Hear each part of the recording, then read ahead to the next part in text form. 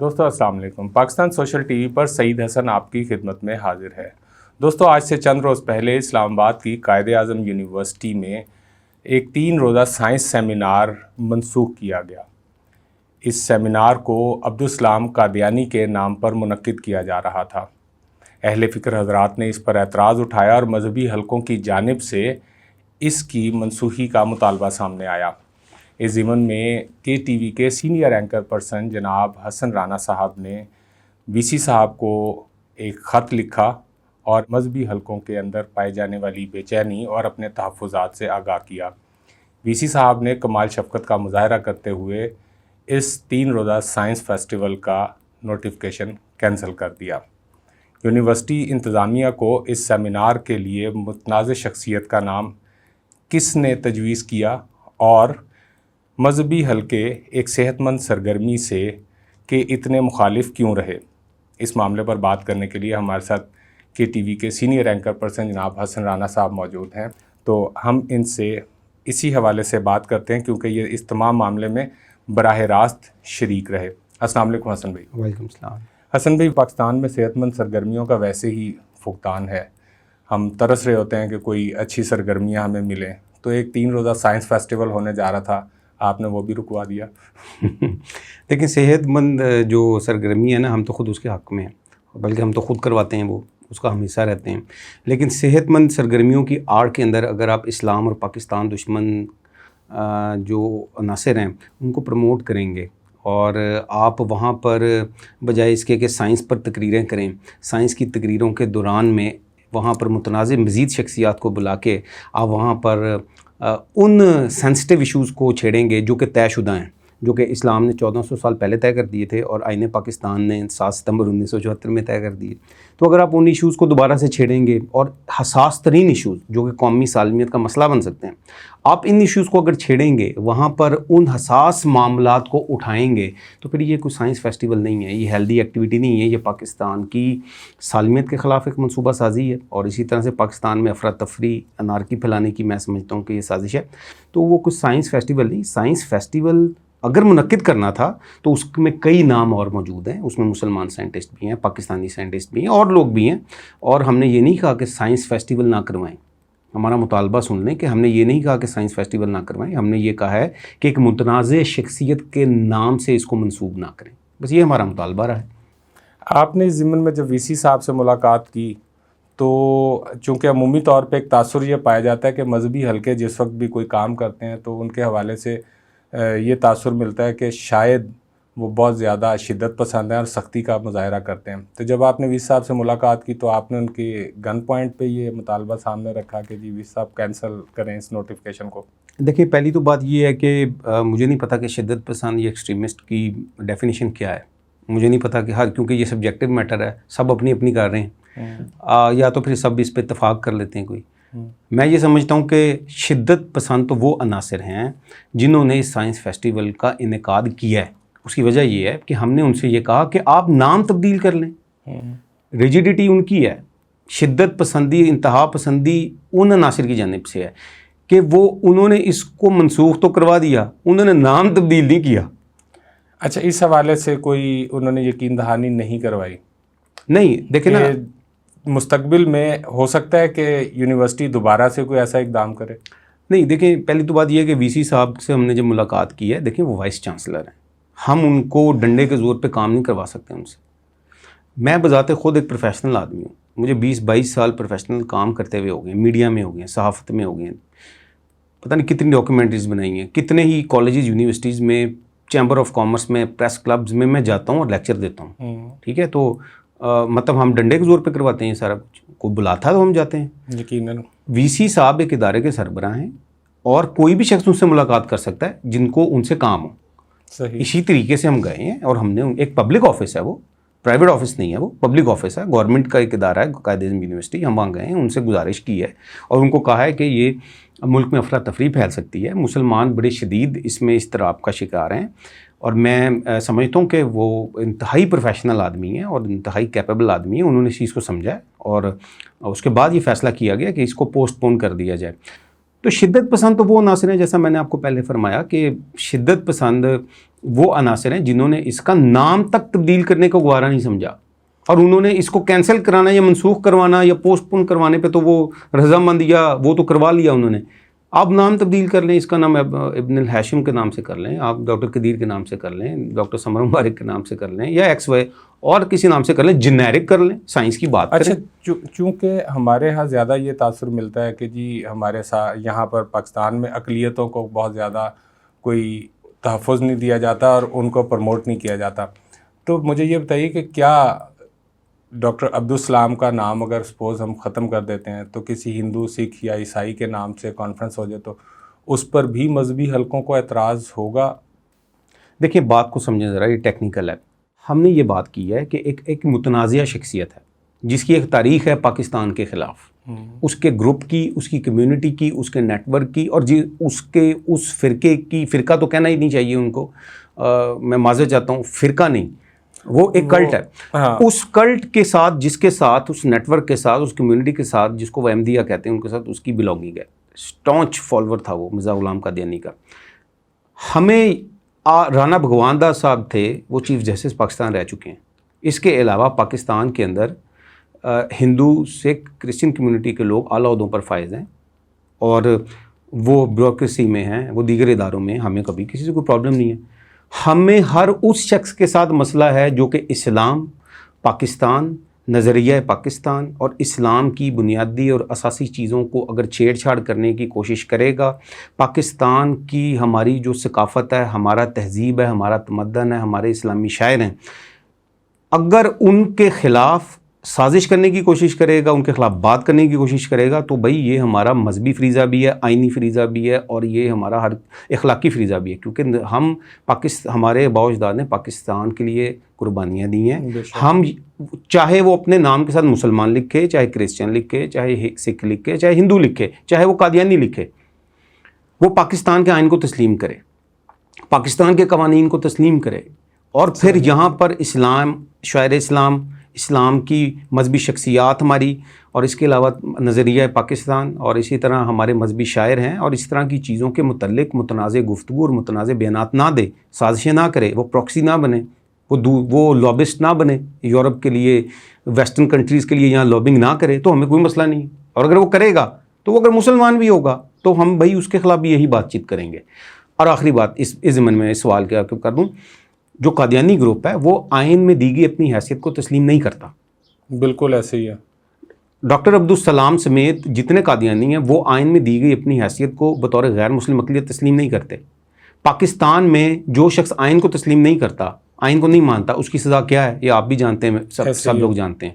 تو اگر کوئی آئین میں اپنی حیثیت کو تسلیم ہی نہیں کرتا، اور پھر جو اس کے بیانات ہیں پاکستان مخالف جو عبدالسلام کے، وہ ڈھکے چھپے نہیں ہیں، وہ اخبارات میں چھپ چکے ہیں، کتابوں میں چھپ چکے ہیں، اور ان کے پاکستان چھوڑنے کی وجہ بھی یہی نظریہ تھا۔ پھر اس کی جو باقیات ہیں، دیکھیں ان کے جو اسٹوڈنٹس ہیں، جو اس کی باقیات ہیں، اس ٹائم باہر بیٹھ کے منصور اجاز اور جو اس کا باپ تھا منصور اجاز کا، وہ اور پھر دیگر اس قسم کے جو لوگ ہیں، وہ باہر بیٹھ کے پاکستان کے ایٹمی پروگرام کے خلاف سازشیں کر رہے ہیں، لابنگ کر رہے ہیں، پاکستان کو پریشرائز کیا جاتا ہے کہ پاکستان نیوکلیر جو پاکستان کے پاس طاقت ہے اس کو ختم کر دیا جائے۔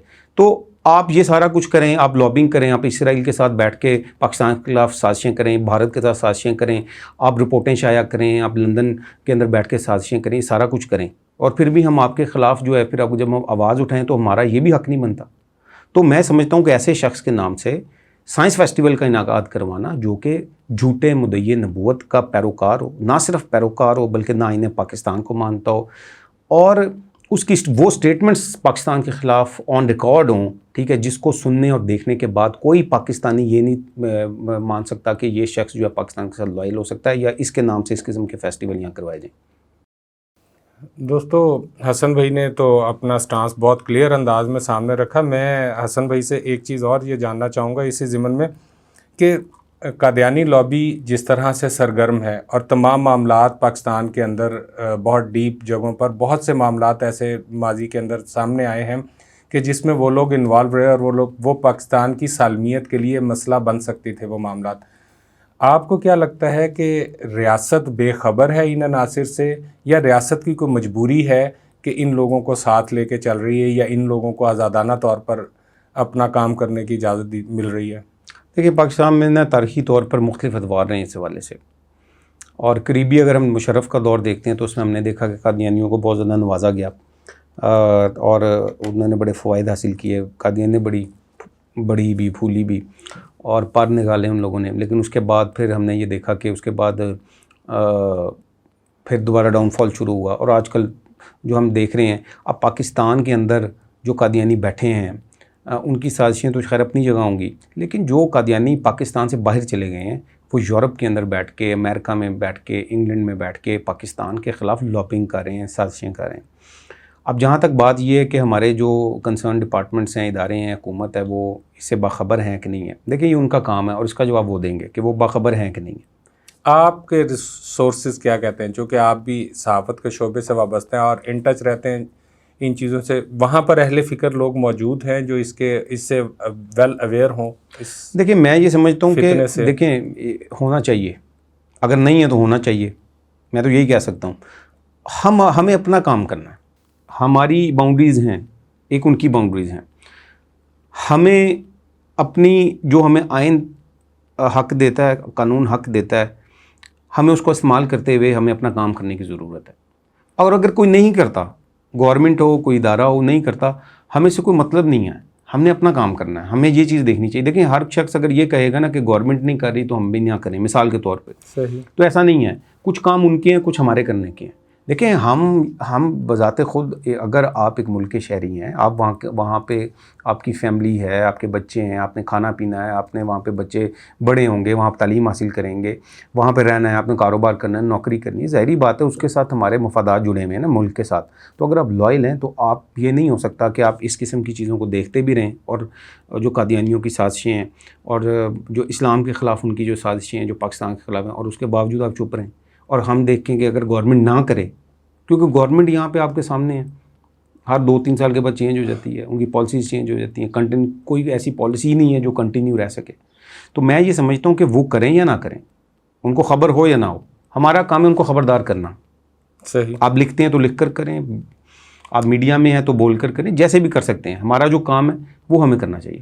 ابھی چونکہ فلسطین کا معاملہ ہم نے دیکھا، اس میں بہت سارے لوگ مختلف پلیٹ فارم سے اپنے طور پہ وہ احتجاج کر رہے ہیں، یعنی کہ انڈیویجول کیپیسٹی کے اندر مختلف گروہ احتجاج کر رہے ہیں۔ قادیانی لابی کا معاملہ ایسا ہے کہ اس کو نارملائز آلموسٹ کرنے کی بہت زیادہ کوشش کی گئی، اور آج کا نوجوان اس کے ذہن میں یہ معاملہ نارملائز ہو چکا ہے، انہیں نہیں پتہ کہ یہ فتنہ ہے کیا، یا اس کے اثرات کیا ہوں گے، یا ان کے مقاصد کیا ہیں۔ تو میں آپ سے یہ جاننا چاہتا ہوں کہ چونکہ ہم آلریڈی بہت سے گروہوں کے اندر تقسیم ہیں، تو ایسی کون سی حکمت عملی یا ایسا کون سا اقدام ہے جس کے ذریعے ہم تمام لوگ ایک پلیٹ فارم کے اوپر اکٹھے ہوں اور اس قسم کی جو ایکٹیویٹیز ہیں ان کے اگینسٹ کوئی مؤثر طور پہ اپنی آواز جو ہے وہ بلند کر سکیں؟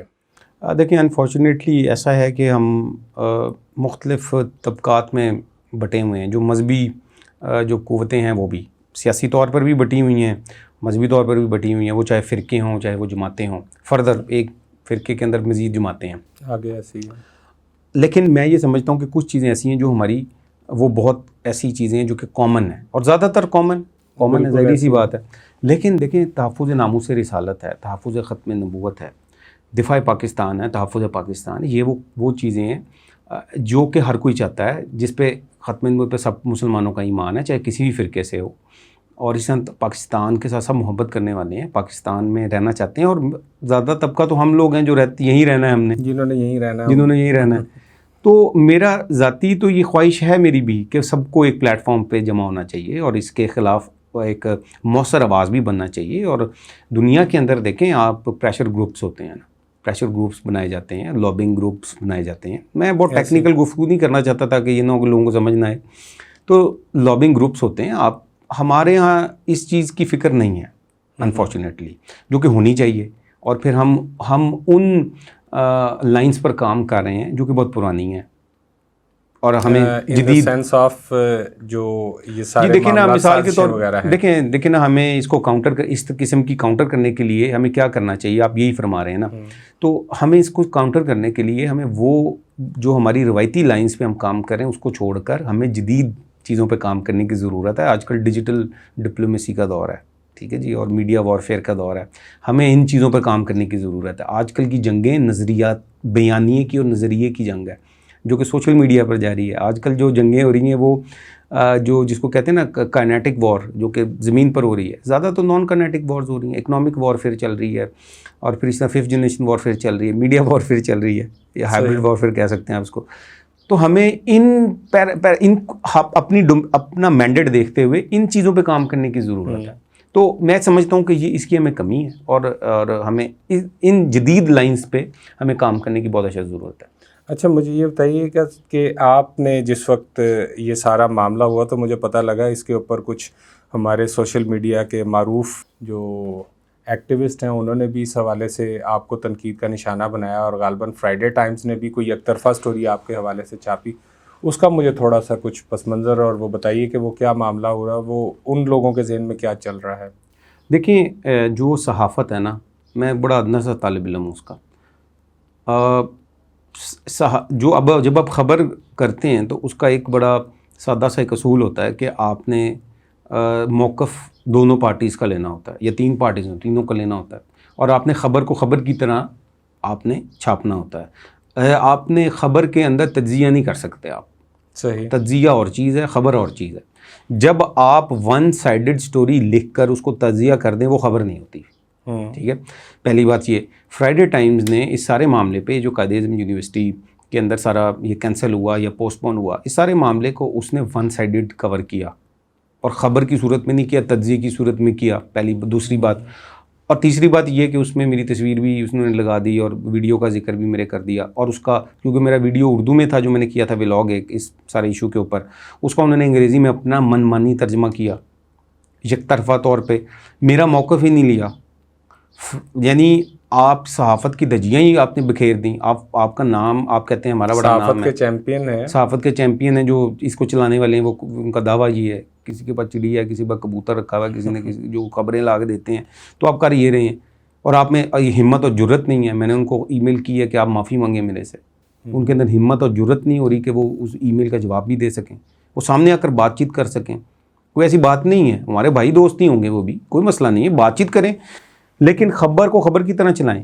قادیانیت نوازی پہ نہ اتریں. انہوں نے تو پراپر طریقے سے اس میں قادیانیت نوازی کی ہے.